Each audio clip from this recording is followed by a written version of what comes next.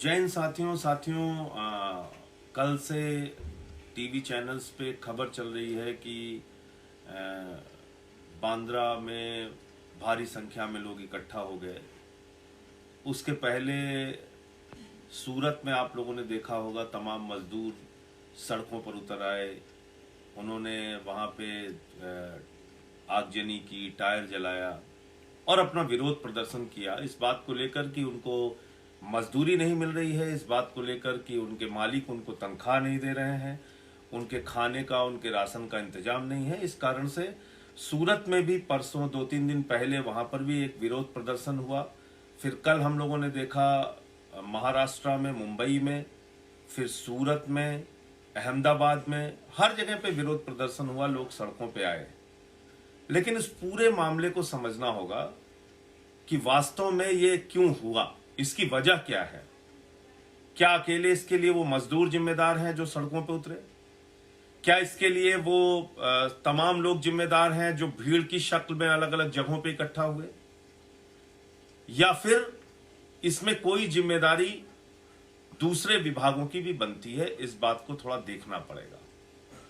कल आप लोगों ने देखा होगा, खबरें चली और बताया गया कि 39 लाख टिकट रेलवे ने बुक किया। जब से लॉकडाउन लगा तब से लेके कल तक जो आंकड़े सामने आए हैं उसमें लगभग 39 लाख टिकट रेलवे ने लोगों के बुक किए 15 तारीख के बाद के। क्योंकि 15 तारीख से लॉकडाउन खत्म होना था। पहले की घोषणा के अनुसार, प्रधानमंत्री जी की घोषणा के अनुसार 14 अप्रैल तक लॉकडाउन था, 15 अप्रैल से खुलना था। बाद में तमाम परिस्थितियों का जब आकलन किया प्रधानमंत्री जी ने तो उस लॉकडाउन को बढ़ाया।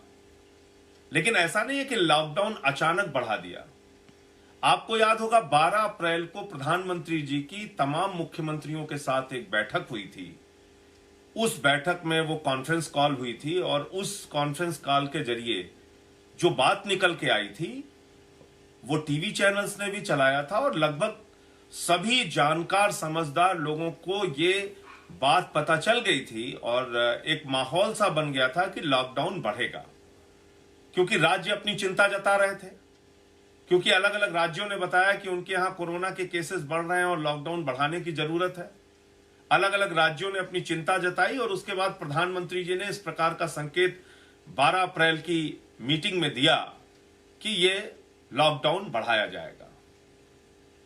अब मेरा सवाल यह है कि अगर देश के प्रधानमंत्री और मुख्यमंत्री की बैठक से यह संकेत साफ तौर पे जाहिर हो रहा है कि लॉकडाउन 15 तारीख के बाद भी आगे बढ़ेगा, यह संकेत जाहिर हो रहा है कि लॉकडाउन और आगे बढ़ाया जाएगा, तो फिर रेल मंत्रालय टिकटें क्यों बुक कर रहा था? रेल मंत्रालय ने 2 दिन पहले यह स्थिति स्पष्ट क्यों नहीं की कि सारी ट्रेन और सारी टिकटें रद्द की जाएंगी, और इसका एक व्यापक प्रचार क्यों नहीं किया जिसकी वजह से कोई अपने घरों से नहीं निकलता और कोई बांद्रा स्टेशन पे इकट्ठा नहीं होता? लेकिन वो आदेश क्या था वो मैं आपको पढ़ के सुनाना चाहता हूं। 12 अप्रैल को, जैसा मैंने आपको बताया, कि मुख्यमंत्रियों की और प्रधानमंत्री जी की मीटिंग हुई। उस मीटिंग से साफ संकेत जाता है कि लॉकडाउन बढ़ाया जाएगा। ये 13 अप्रैल को रेलवे के एक अधिकारी हैं, ए मालेश्वरा राव जी, जो डिप्टी चीफ कॉमर्शियल मैनेजर हैं, ये हैं south central railway, ministry of railways, और ये सीसीएम के ऑफिस का ये प्रपोजल है, चीफ कॉमर्शियल मैनेजर के ऑफिस का। अब ये क्या लिख रहे हैं? ये साहब लिख रहे हैं कि during video conference held on 13/4/2020 it is decided to run Jan Sadharan specials for clearing passengers, migrant labor of unreserved segment. In this regard, some divisions have already given data.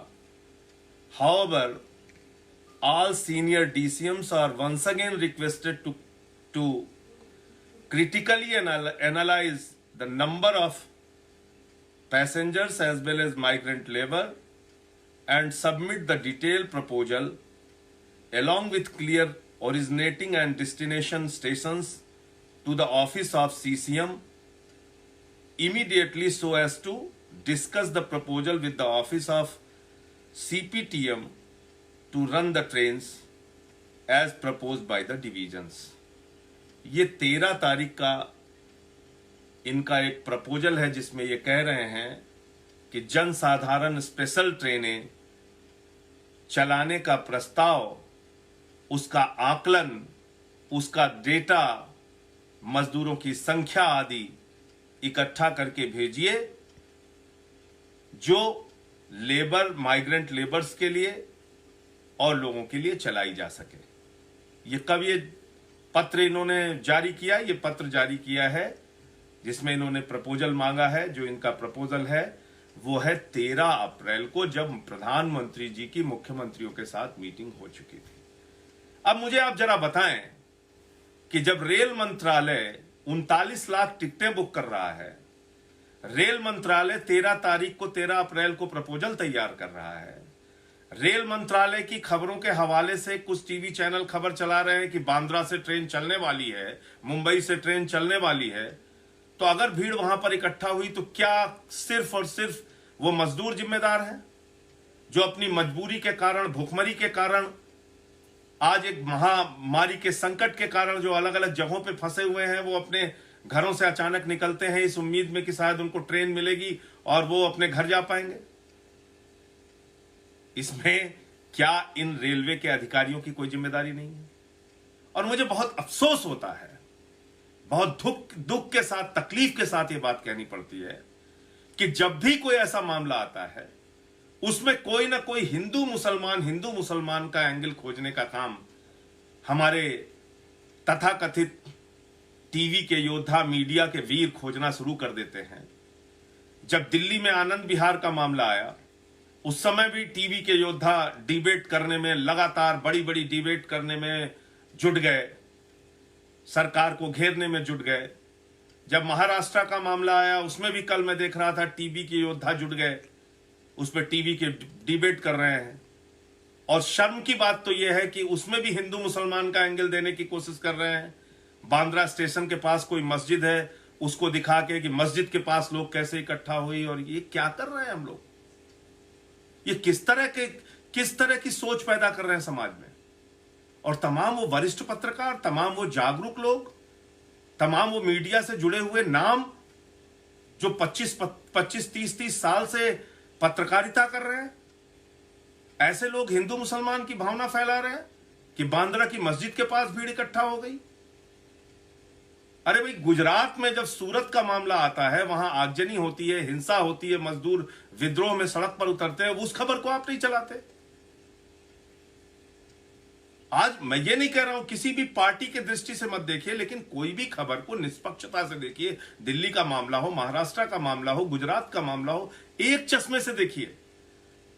मजदूर के सामने रोटी का संकट है, भूख का संकट है, उस समस्या का समाधान कैसे किया जाएगा, उनको नौकरी से ना निकाला जाए ये बात कैसे सुनिश्चित की जाएगी, उनको 2 वक्त की रोटी मिल सके ये बात कैसे सुनिश्चित की जाए, उनको भरोसा कैसे दिलाया जाए कि वो अपने अपने घरों में रहें और अपने घर जाने की जिद ना करें जिससे ये संकट और आगे फैल जाए, इस बात के लिए उनको कैसे समझाने का प्रयास किया जाएगा। बजाय इसके पूरा का पूरा मीडिया इस बात में लग जाता है कि इसमें हिंदू मुसलमान का क्या एंगल है। और जब खबरें गुजरात की होंगी तो वो टीवी पे उतनी प्रमुखता के साथ नहीं दिखाई जाएंगी। जब खबरें दिल्ली से जुड़ी हुई होंगी या महाराष्ट्र से जुड़ी होंगी, उसको पूरी प्रमुखता के साथ टीवी पे दिखाया जाएगा और उसमें हिंदू मुसलमान का एंगल खोजा जाएगा। जब गुजरात की खबर होगी तो मीडिया गजनी मोड में चला जाएगा। मुझे लगता है इस प्रवृत्ति से बचने की जरूरत है। आज एक बड़ा संकट देश के सामने आया है और दिल्ली की सरकार, अरविंद केजरीवाल जी पहले दिन से ही प्रतिबद्धता जता रहे हैं कि हम इस संकट से निपटेंगे, लड़ेंगे और जीतेंगे लोगों के सहयोग के साथ, लोगों के सहानुभूति, लोगों के सौहार्दपूर्ण वातावरण के साथ, लोगों की जिम्मेदारियों के साथ, लोगों के सुख दुख को बांटकर, उनके सुख दुख में खड़े होकर, उनके भोजन और भूख के संकट को दूर करके इस लड़ाई को जीतेंगे दिल्ली में। और केजरीवाल जी उसके लिए लगातार प्रयासरत हैं, लगातार प्रयत्न कर रहे हैं। लेकिन उन्होंने भी चिंता जताई कि भाई इस मौके पर, इस संकट की घड़ी में इसको हिंदू मुसलमान का रंग मत दीजिए, इसको हिंदू मुसलमान के चक्कर में उलझाकर इस पूरी बीमारी और इस महामारी के संकट को गलत दिशा देने का प्रयास मत कीजिए। इसलिए दिल्ली में रहने वाले और देश के अलग अलग हिस्सों में रहने वाले सभी भाइयों से हाथ जोड़कर प्रार्थना करूंगा, विनती करूंगा कि कृपा करके इस महामारी में, इस महासंकट के दौर में आप लोग अपने अपने घरों में रहें, ये बीमारी और आगे न फैलने दें, इस संक्रमण को और आगे न फैलने दें, क्योंकि आज जो दुनिया के डेटा है वो बहुत भयावह है, डराने वाले हैं। करीब 1.25 लाख से ज्यादा लोगों की मौत हो चुकी है, लगभग 20 लाख लोगों तक ये बीमारी पहुंच चुकी है। अमेरिका जैसे देश, ब्रिटेन जैसे देश, इटली जैसे देश, फ्रांस जैसे देश, जर्मनी जैसे देश, जो अपने आप को बहुत विकसित देश मानते थे, वो तमाम देश आज इस महामारी से, संकट से परेशान हैं। उनके सामने कोई रास्ता उनको दिख नहीं रहा है।